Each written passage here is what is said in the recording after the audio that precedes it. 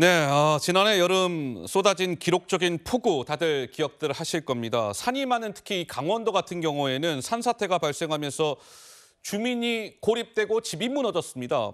그런데 이거 제대로 지금 대응이 되고 있는지 이제 곧 여름이잖아요. 비가 많이 오게 될 텐데 피해는 또 없을지 걱정입니다. 사회 일보 다시 간다. 이솔 기자와 상황이 어떤지 짚어보겠습니다. 자, 이 기자. 당시 집중호우로 산사태 피해를 본 지역을 직접 우리 이 기자가 다녀왔다면서요? 네, 제가 다녀온 곳이 강원 횡성군 청일면과 둔내면입니다. 지난해 여름 360mm가 넘는 폭우가 쏟아지면서 강원도에서 산사태로 가장 피해를 본 마을들로 꼽히는데요. 청일면의 경우 마을 진입로에 낙석과 토사가 쏟아져 내려오면서 주민 7명이 고립됐었습니다. 또 둔내면에선 산사태가 주택 한 채와 창고 한 동을 덮치면서 70대 남성이 매몰돼 숨지기도 했습니다. 그러니까 우리 이솔 기자가 직접 가보니까 좀 어때요? 복구는 좀 됐던가요? 안타깝게도 두 곳 다 복구 상황이 심각할 정도로 저조했습니다. 청일면 같은 경우 주민 대다수가 도시에서 온 귀농인이거든요. 지금이 농번기잖아요. 그런데 마을은 썰렁하기만 했습니다.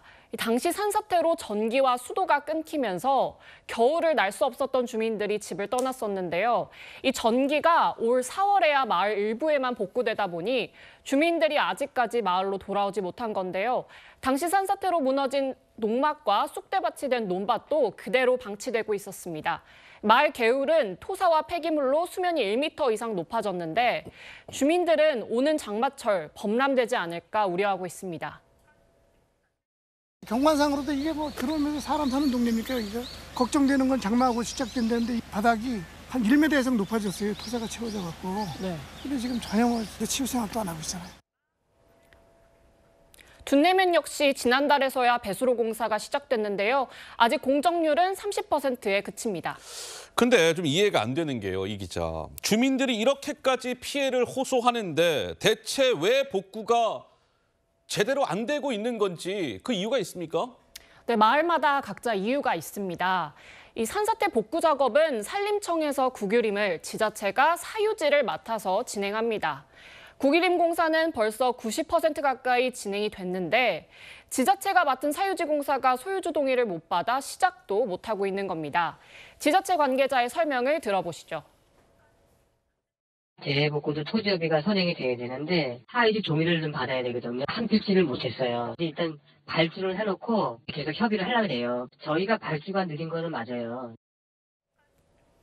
그런데요, 그러면 단 한 필지 때문에 지금 복구가 1년 가까이 지연됐다는 사실이 이거 좀 황당하기도 하고 충격적이기도 한데 그럼 둔내면은 어떻습니까? 이곳도 상황이 지금 복잡한데요. 지난해 산림청이 이곳 산사태 주요 원인으로 민간업체가 설치한 태양광 시설을 지목했습니다. 집중호우 당시 많은 양의 빗물이 비스듬한 태양광 패널을 타고 한쪽 경사면으로 몰렸다는 건데요. 문제는 경찰 수사가 지지부진해 공사를 누가 맡을 건지에 대한 책임 공방이 이어졌다는 겁니다. 근데 이대로 방치할 수 없다 보니 일단은 지자체에서 공사를 진행하고 향후 수사 결과에 따라 구상권을 청구하는 방향을 검토 중이라고 합니다.